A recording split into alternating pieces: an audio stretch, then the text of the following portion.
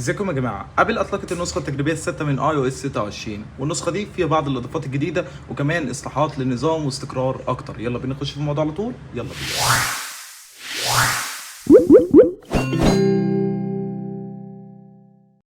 طيب، بالنسبه لاول حاجه نبدا بيها الاجهزه المدعومه لاي او اس 26. الاجهزه الداعمه لاي او اس 26 هي من اول ايفون 11 وانت طالع. الاجهزه اللي وقفت دعمها او قبل وقفت دعمها هي ايفون اكس ار، اكس اس، اكس اس ماكس. وبالنسبه للمساحه فالمساحه جت معايا على ايفون 15 برو ماكس 10 جيجا ونص، والمساحه دي بتختلف من اصدار لاصدار ومن جهاز لجهاز. يعني انت لو اقل من ايفون 15 فهيبقى المساحه اقل، ولو اعلى من ايفون 15 هتبقى المساحه اعلى بحاجات بسيطه، وطبعا على حسب الاصدار اللي انت جاي منه. والمساحه دي جات لي وانا جاي من البيتا الخامسه.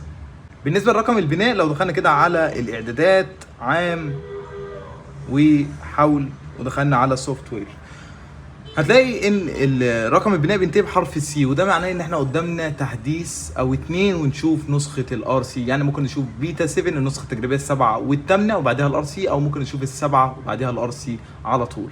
نيجي بقى للمميزات اللي ضافت في التحديث ده، فعندنا شويه مميزات بسيطه كده وجميله في نفس الوقت. لو دخلنا على الاعدادات ورجعنا دخلنا على نغمات الرنين، ابل ضافت 6 نغمات رنين جديده في التحديث ده. دخلنا على رينج تون ودخلنا على ريفليكشن ونزلنا، هتلاقي 6 نغمات اللي قدامك دول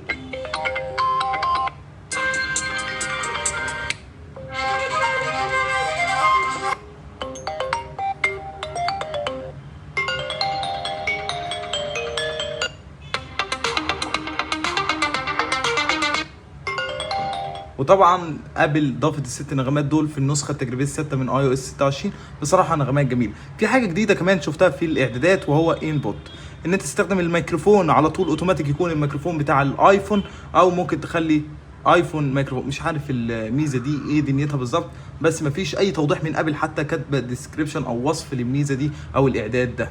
فهنشوف الميزه دي بتستخدم في ايه بالظبط، بس هي ليها علاقه بالميكروفون عامه. تاني حاجه ابل غيرت في بعض الانيميشن. لا يعني لو دخلت كده على الاعدادات وعملت سيرش هتلاقي الانيميشن بتاع السيرش اتغير وبقى بيطلع بواجهه لطيفه. نفس الكلام لو خرجنا كده من التطبيقات هتحس فيه سلاسه غبيه، التطبيق بيخرج بسلاسه وتحس ان في سرعه في الاداء شويه عن الاول، ما بقاش في تقطيع وانت بتخرج من التطبيق والكلام ده، لا بتلاقي التطبيق على طول بيخرج سريع. نفس الكلام لو اي تطبيق عندك في الدوك تحت وفتحته هتلاقيه بيفتح بانيميشن جميل. يعني لو رجعنا كده خرجنا من التطبيق هتلاقيه بيتسحب عكس التطبيقات العاديه فوق هنا، لا الانيميشن اللي في الدوك تحت هنا بيتسحب بطريقه جميله عكس التطبيقات اللي انت بتفتحها وبتخرج منها بره الدوك. كمان لو نزلنا الكنترول سنتر ودوسنا ضغطه مطوله وفتحنا الواي فاي هيظهر لك دلوقتي الشبكات اللي عليها باسورد هتلاقي عليها علامه القفل، عكس الاول ان كل الشبكات حتى اللي عليها باسورد كانت بتبقى باينه بشبكه عاديه. ده غير كمان ان انت اما بتيجي تفتح صوره وتقفل او تدوس دوسه عشان تلغي الحاجات او الايقونات اللي ظاهره على الصوره، بتلاقي الايقونات اختفت بطريقه شكلها جميل. مش عارف واخدين بالكم ولا لا، بتسيح كده زي الليكويد جلاس او الازاز، بتلاقيها بتسيح. فصراحه التاثير ده جميل جدا ورايق قوي. كمان ابل لغت موضوع كانت ضايفاه في التحكم في وضعيات الكاميرا. كنا في الاول لما بنيجي نخش على الاعدادات وابل ضافتها في النسخه التجريبيه اللي فاتت وشالتها في النسخه دي.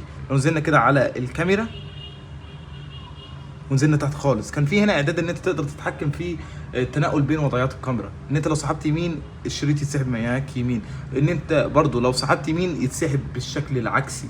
فابل لغت الخيار ده او الاعدادات ده وخلته بالوضع الديفولت على طول، ان انت تسحب كده فهو يسحب معاك عكس الاتجاه مش في الاتجاه نفسه. كان ليك حريه الاختيار في النسخه التجريبيه الخامسه ان انت تخليه، يعني موضوع بسيط يعني مش كبير قوي، بس مش عارف ليه ابل ضافته ولغته تاني.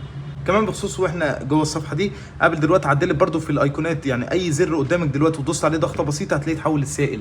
كان في الاول لازم تدوس دوسه مطوله عشان السائل ده يظهر، لا دلوقتي مجرد دوسه بسيطه بيتحول لسائل ويرجع تاني الايقونه عاديه. نفس الكلام اما بتفتح وتقفل، كان في الاول لازم تدوس ضغطه مطوله عشان يظهر السائل ده، لا دلوقتي باللمس على طول يظهر. كمان ابل ضافت واجهه ترحيبيه جديده بتعرفك على النظام، واول ما تحمل النسخه التجريبيه السادسه هتظهر معاك الواجهه دي. بصراحه واجهه جديده بتعرفك على اساسيات النظام، تطبيق الكاميرا اللي اتغير وبعد التغييرات اللي حصلت في اي او اس 26 او اهمهم يعني الليكويد جلاس وتغيير تطبيق الكاميرا. طبعا اول ما تحمل اي او اس 26 هتشوف المنظر ده او النسخه التجريبيه السادسه بالاخص يعني. فدي بالنسبه للمميزات اللي اتضافت في اي او اس 26. بالنسبه للاصلاحات والتغييرات اللي حصلت، فبصراحه كان في مشكله في التاتش لما تيجي تغير خلفيه وتدوس ضغطه مطوله وتدوس تخصيص، كان التخصيص ده بيعلق او الاستجابه بتاعته بطيئه، لازم تدوس مرتين عشان يفهم الامر اللي انت اديته له. بصراحه المشكله دي اتحلت في iOS 26. كمان في مشكله كانت الناس بتشتكي منها وهي رعشه الشاشه. الرعشه دي برضه حصلت لي، بس في النسخه التجريبيه 6 بصراحه المشكله دي اتحلت ومفيش اي مشكله من المشاكل اللي ذكرتها دلوقتي. كمان هنا لو دخلنا على الفيدباك او موقع ابل وشفنا التقرير عن iOS 26 النسخه التجريبيه 6 والاصلاحات والمميزات، هتلاقي حاجات كتيره جدا اتعدلت واتصلحت زي ما ابل ذاكره في موقعها او في تطبيق الفيدباك.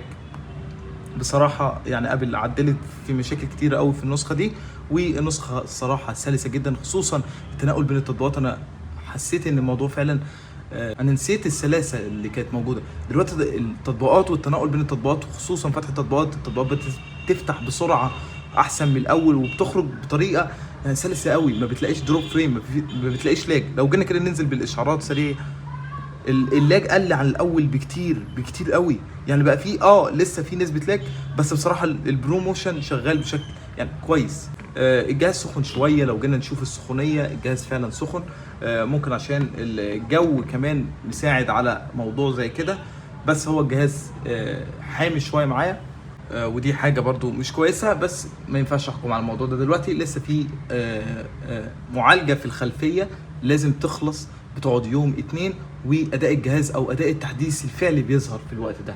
بس طبعا مش هقول لك ان انت تحدث النسخه دي لو انت على نسخه رسميه زي 18.6، استنى للنسخه الرسميه لاي او اس 26 افضل، لاننا خلاص ناقص لنا بتاع 3 اسابيع.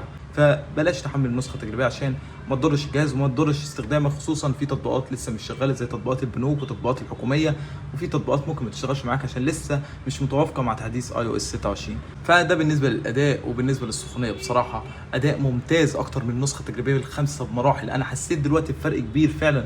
ممكن الفروقات كانت في الاول بسيطه، بس دلوقتي فرق الاداء بقى افضل بكتير من الاول، بغض النظر عن السخونيه اللي انا بقول لك عنها دلوقتي، بس ده طبيعي عشان لسه منزل التحديث، وكمان الجو مساعد على حاجه زي دي، فده حاجه طبيعيه.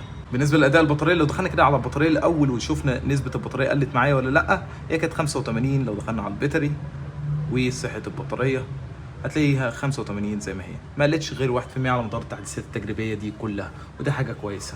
فبالنسبه للبطاريه طالما الاداء هيبقى كويس، يعني هو بنسبه كبيره هنشوف اداء بطاريه افضل من النسخ اللي قبليها.